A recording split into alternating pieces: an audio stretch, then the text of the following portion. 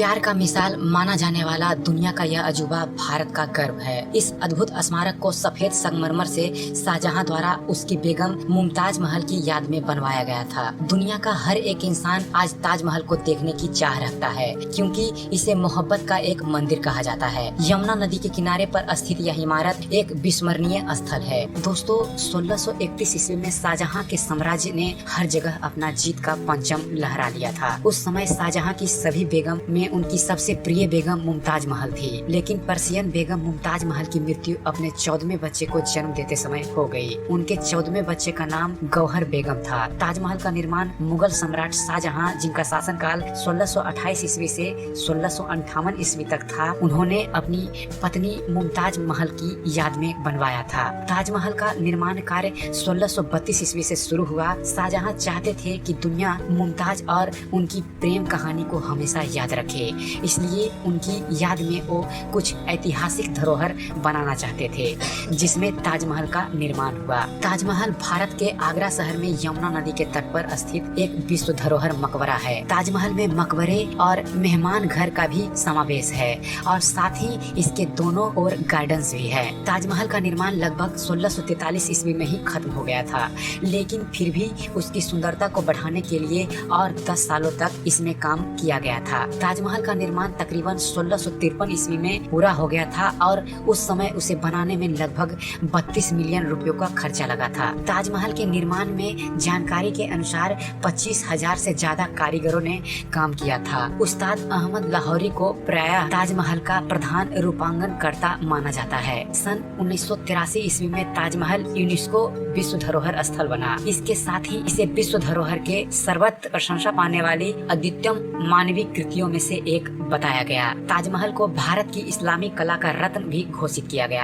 रविंद्रनाथ टैगोर ने अपने लेख the tier drop of the chief of time में उस समय मुगल कालीन बहुत सी वास्तुकलाओं का वर्णन किया था और भारतीय इतिहास की महान कृतियों को दुनिया के सामने रखा था। हर साल ताजमहल को लगभग 9 से 10 मिलियन लोग देखने आते हैं। 2007 में ताजमहल को दुनिया के 7 आश्चर्य की सूची में भी शामिल किया गया था। अब करते हैं बात ताजमहल की वास्तुकला और बनावट के बारे में। ताजमहल का निर्माण पर्सियन और प्राचीन मुगल परंपराओं को ध्यान में रखते हुए किया गया, जिसमें अधिकतर प्रेरणा उन्हें मुगल कालीन दूसरी इमारतें जैसे गुर-ई-अमीर, हुमायूं का मकबरा और जामा मस्जिद से मिली। प्राचीन मुगल काल में प्रायः इमारतों का निर्माण लाल बलुआ पत्थरों से किया जाता था, लेकिन शाहजहां ने ताजमहल का निर्माण सफेद मार्बल से करने की ठानी। इससे ताजमहल की सुंदरता को 4 चांद लग गए। अब आपको बतलाते हैं बेगम मुमताज महल का कब्र ताजमहल में कहाँ पे है। ताजमहल के मध्य में ही मुमताज महल के कब्र को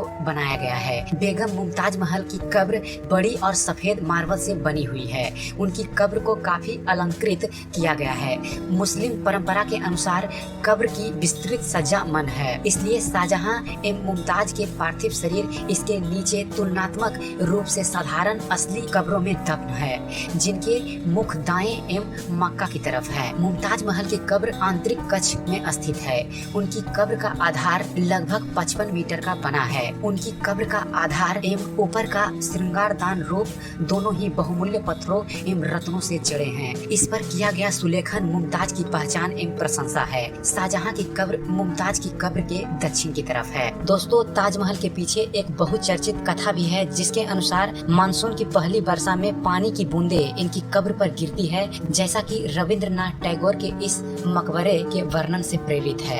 एक अश्रु मोती समय के गाल पर ऐसी बहुत सी कथाएं ताजमहल को लेकर इतिहास में प्रचलित है। यमुना नदी के किनारे सफेद पत्थरों से निर्मित अलौकिक सुंदरता की तस्वीर ताजमहल न केवल भारत में बल्कि पूरे विश्व में अपनी पहचान बना चुका है। प्यार के इस खूबसूरत निशानी को देखने के लिए दूर देशों से हजारों लोग यहाँ आते हैं। दूधिया चांदनी में नहा रहे ताजमहल की खूबसूरती को निहारने के बाद आप कितनी भी उपमाएं दे, इसके सामने सारी फीकी लगती है। ऐसा कहा जाता है कि जिन कारीगरों ने ताजमहल का निर्माण किया था, शाहजहां ने निर्माण होने के बाद उन कारीगरों के हाथ कटवा दिए थे। इस प्रकार के कई दावे ताजमहल को लेकर इतिहास में किए जाते हैं। इस इमारत का निर्माण सदा से प्रशंसा एवं गर्व का विषय रहा है। इसमें धर्म, संस्कृति एवं भूगोल की सीमाओं को पार करके लोगों के दिलों से व्यक्तिगत एवं भावात्मक प्रतिक्रिया कराई है। आज भी लोग ताजमहल को शाहजहां और मुमताज के मोहब्बत की निशानी मानते हैं। आज विश्व के सबसे सुंदर